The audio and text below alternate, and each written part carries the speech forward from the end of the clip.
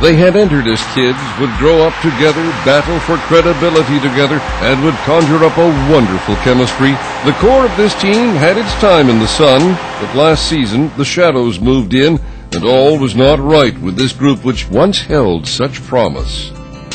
We had, I guess, the same 8-10 guys here for a very long time.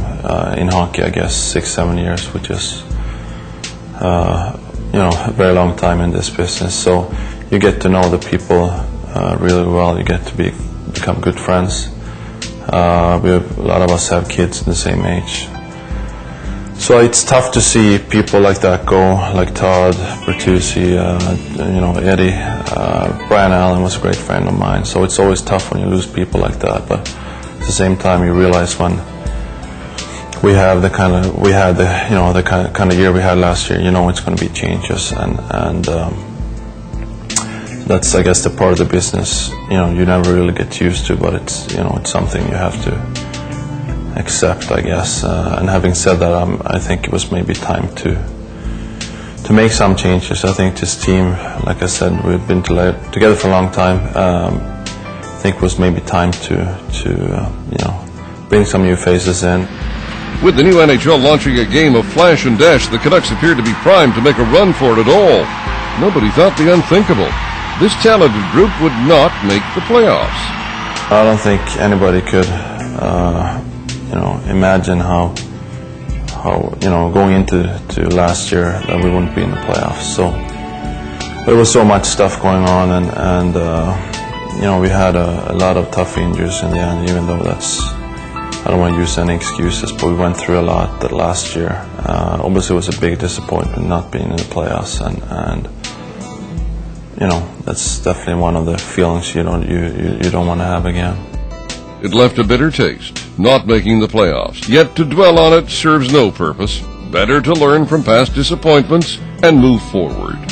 The one thing you learn after playing, for a few years in this league, that you play so many games that you sort of, even though you want to learn from your mistakes, you can't think about it too much. So you sort of take the good things, the few good things we had last year, and the bad things, and you try to improve on the bad things.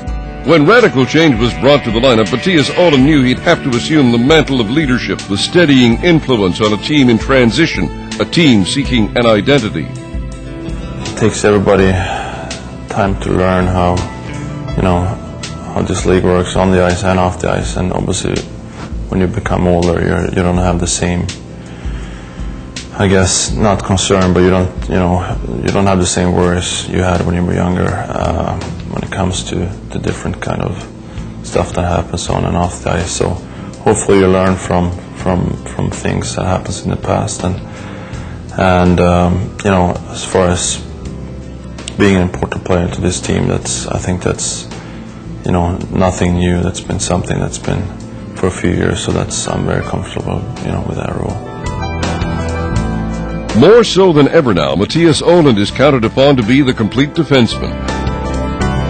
A fierce protector and an offensive threat.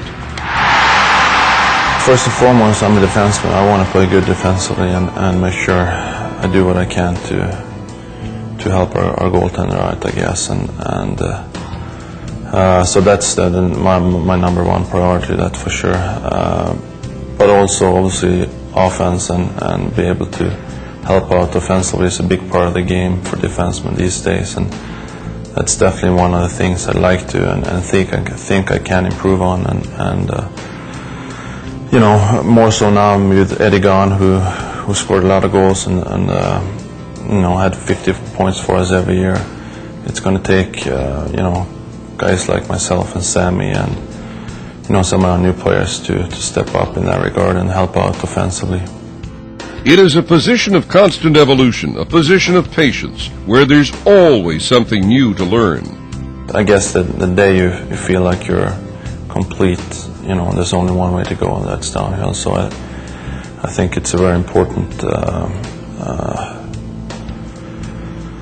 I can't find the word, but I think it's very important to continue to try to improve even though you get older, and So I feel like I obviously have a lot to improve, and even though I played for a few years. Cross-country travel, back-to-back games, a season that's more a marathon than a sprint, a grind that is the reality of playing in the National Hockey League. The one thing you do learn after playing for a few years is that out of 82 games, there's very few nights where you feel great. There's always something, either you have a small injury, or your legs are tired, or you played your second game in 2 nights. And that's the one thing you sort of learn how to accept and realize that that's the same for all the players. So when I was younger, I mean, going into a warm-up and legs were tired, obviously it was a little bit of concern, but I guess that's the stuff you learn when you get older, that it's the same for everybody, and just have to do your best and do what you can with so it doesn't really matter, I guess, these days. Like I said, that's one of the things you learn.